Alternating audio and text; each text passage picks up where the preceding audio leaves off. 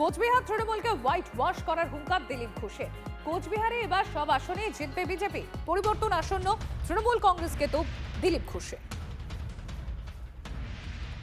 তো সংঘর্ষের মাধ্যমে আমরা পরিবর্তন করার চেষ্টা করছি। কোচবিহারের মানুষও গতবারে খানিকটা করেছিলেন, এবারে পুরো পাল্টে দেবেন। সমস্ত এমএলএ কোচবিহারে আমরা এবারে জিতব।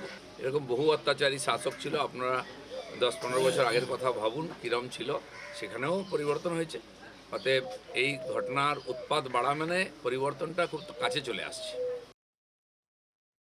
অনেকদিন বাদে আবার সক্রিয় হয়েছেন, মাঝে তিনি নিজেই হোয়াইট হাউস হয়ে গেছিলেন। তো এখন একটু নম্বর বাড়াতে এবং কোচবিহারে তিনি অনেকদিন বাদে এলেন, সাগরদিঘির পাড়ে শীতল বাতাসে ঘুরে বেড়ালেন।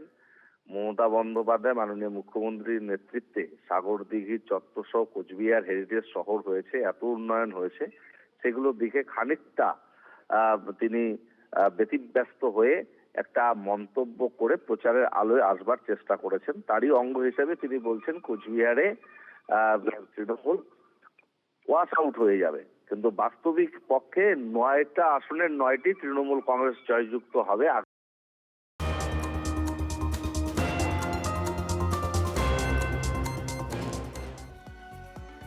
তৃণমূলের সবাই এক বাক্যে বলেন তাদের দলে মমতার ইচ্ছে কর্ম।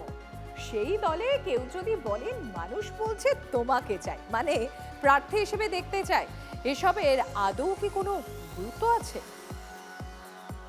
To collect all of our party hard disk, the candidate list, the party strategy. মানুষ আমাকে বলছে তোমাকেই চাই। ভোট কুশলীর বাড়ি অফিসে ইডির অভিযান, যে তল্লাশিতে তৃণমূলের প্রার্থী তালিকা চুরির আশঙ্কা খোদ মমতা বন্দ্যোপাধ্যায়ের। মানে পরীক্ষার আগে প্রশ্নপত্র ফাঁস হয়ে গেছে, সেই ভয়ে কি আগে ভাগে ময়দানে নেমে পড়লেন গৌতম দেব? তৃণমূল কাকে প্রার্থী করবে একদা গৌতমের গড় ডাবগ্রাম ফুলবাড়িতে, সেটা তো অজানা। কিন্তু তার আগে ডাবগ্রামের মানুষ তাকে চাইছেন বলে কি বোঝাতে চাইছেন গৌতম? মানুষ আমাকে বলছে তোমাকেই চাই, মনে হচ্ছে মানুষ অন্যরকম ভাবছে। জিতবে তৃণমূল, আমি দাঁড়াই আছি। 2011 এবং 2016 ভোটে ডাবগ্রাম ফুলবাড়ি থেকে জয়ী হন গৌতম দেব, কিন্তু গত বিধানসভা ভোটে বড় ব্যবধানে বিজেপির কাছে হেরে যান।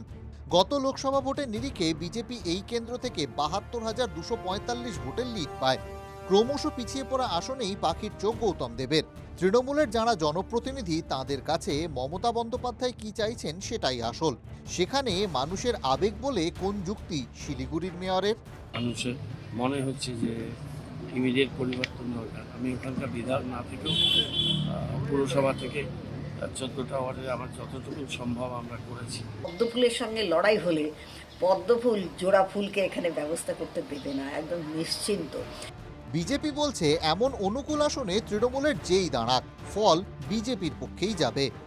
উনি প্রার্থী হলে এইটুকু শুধু বলতে পারি, ভারতীয় জনতা পার্টির যিনিই প্রার্থী হন না কেন প্রায় সম মার্জিনে ওখানে তৃণমূল কংগ্রেসের যিনি প্রার্থী হন না কেন তিনি সেই মার্জিনেই হারবেন। প্রশ্নপত্র মানে প্রার্থী তালিকা নাকি বেরিয়ে গেছে।